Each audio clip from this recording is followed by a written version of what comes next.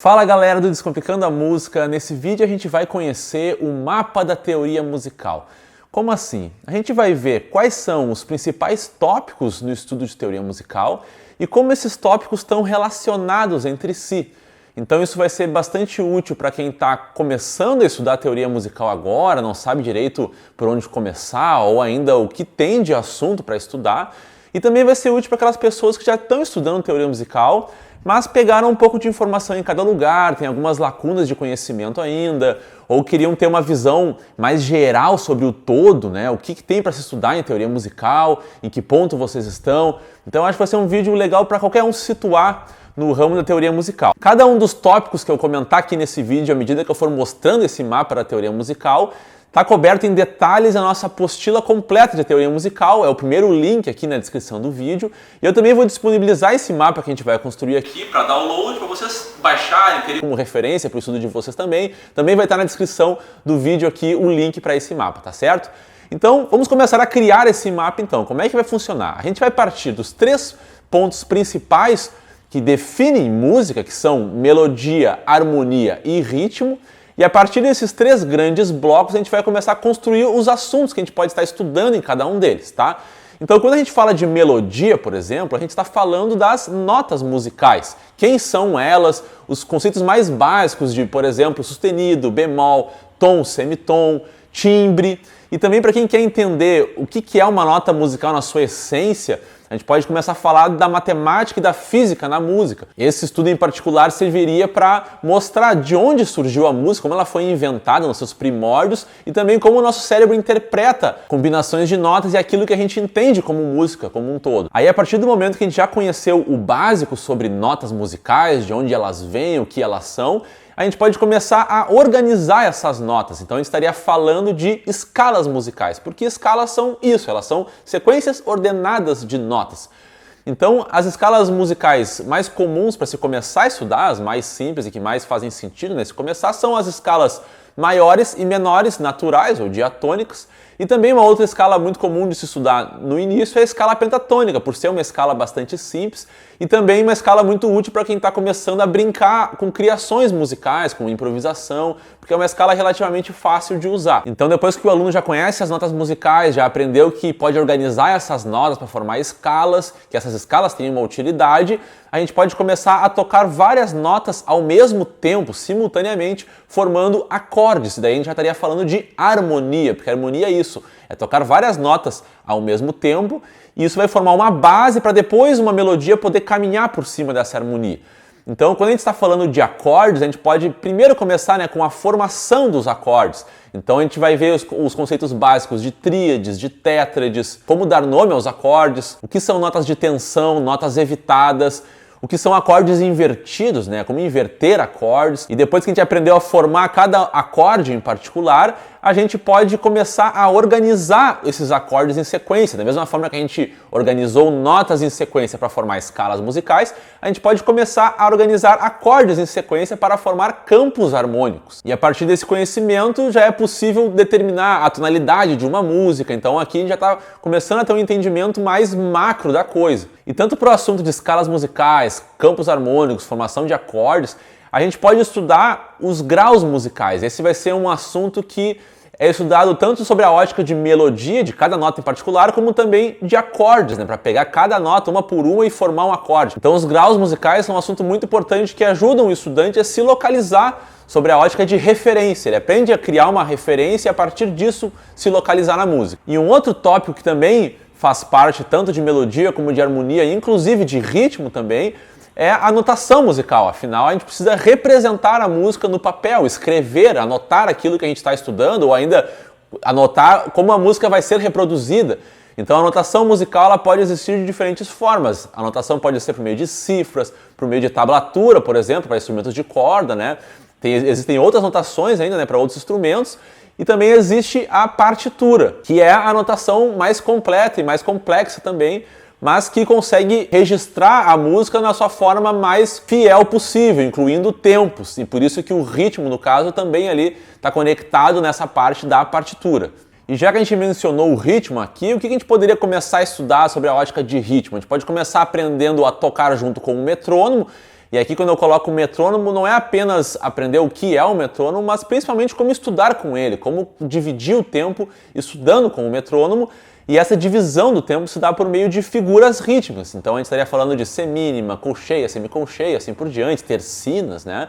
E também as frações de compasso. Então o que é um tempo 4x4, 3x4, 7x8, tempos compostos, o que é contratempo. Então o ritmo também é um mundo para ser estudado à parte que precisa de uma certa dedicação para ser bem dominado. Então até aqui o estudante já pode dizer que ele não é mais um leigo completo no assunto de teoria musical. Ele já conhece vários tópicos essenciais, elementares, que são super importantes, formar essa base sólida, já consegue ouvir músicas e entender que existe tonalidade, que existem notas que são tocadas sobre essas tonalidades, que dá para já começar a brincar, inclusive a criar coisas em cima das músicas que existem, acompanhar o tempo delas. E na realidade, mais de 90% das pessoas se limita a isso, a ficar nessa esfera de conhecimento básica, e isso claro que não é um problema, cada pessoa decide até onde ela quer ir no mundo da música, dependendo dos seus objetivos. Mas então, para quem quer ir além, quem quer estudar música um pouco mais a fundo, o que deveria aprender? A gente pode começar a falar de funções harmônicas, né? De harmonia funcional, ou seja, sob a ótica de harmonia,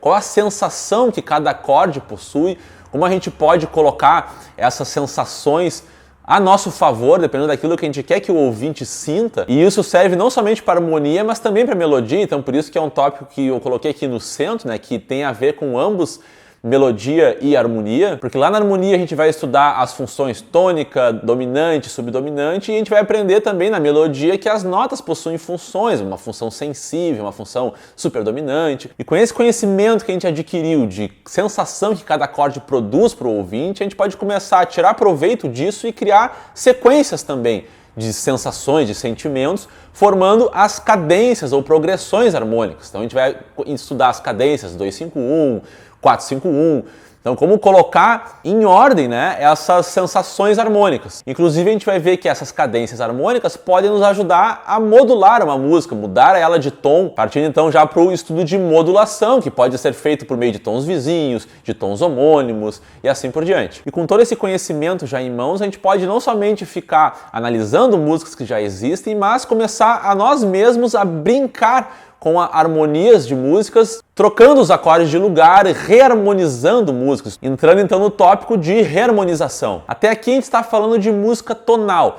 mas também existe a música modal. Na música modal a gente não vai estar tão interessado na música completa, na estrutura dela, pensando sobre a ótica de tonalidade, ou de, eu vou usar tal escala durante todos esses acordes aqui, mas a gente vai estar interessado em cada acorde em particular, de maneira que a gente pode fazer um acorde específico ter uma sonoridade a partir de um modo. Então a gente pode pegar um acorde menor, por exemplo, e fazer ele soar com um acorde do modo dórico, o acorde do modo eólio. Então a gente vai começar a se preocupar com cada acordezinho, como é que a gente pode fazer esse acorde ter uma sonoridade.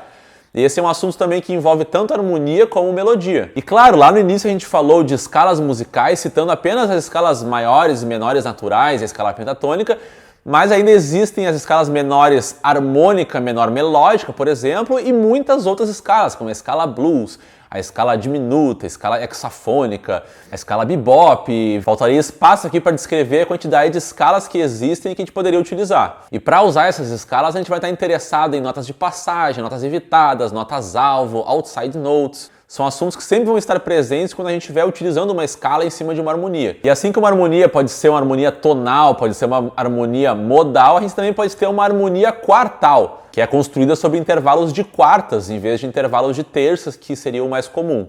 Ufa, então é bastante coisa, né, que a gente tem para estudar. Mas, claro, aqui vão algumas ressalvas, né, sobre esse mapa de teoria musical que a gente construiu aqui. Primeiro, esse mapa não é um mapa exaustivo, obviamente, né? Aqui a gente não está colocando todos os assuntos possíveis de se estudar de teoria musical, precisaria de um mapa um tamanho muito grande, aí fugiria um pouco do escopo aqui desse vídeo, que era pegar os principais tópicos que a gente quis selecionar. Isso, obviamente, está aberto a discussões, algumas pessoas vão dizer, poderia ter colocado tal assunto aí, poderia ter colocado outro assunto. Então, se sentiu falta de algum assunto em particular, também pode colocar nos comentários aqui do vídeo. Muitos dos tópicos que a gente mencionou aqui também são desmembrados em subtópicos, então eu não citei também todos os assuntos que podem derivar a partir desses tópicos. E eu também não mostrei todas as conexões que eles têm uns com os outros. Tem alguns assuntos aqui que fazem pontes com outros assuntos, mas eu achei que ficaria muito muitos riscos, né, no mapa poderiam confundir mais do que ajudar. E na nossa apostila de teoria musical completa também a gente estuda mais tópicos além do que esses que a gente está mostrando aqui. Uma outra ressalva é em relação à ordem. Aqui eu fui comentando os assuntos, né, que a gente pode estudar com uma certa ordem, mas não necessariamente essa talvez seja a melhor ordem para começar.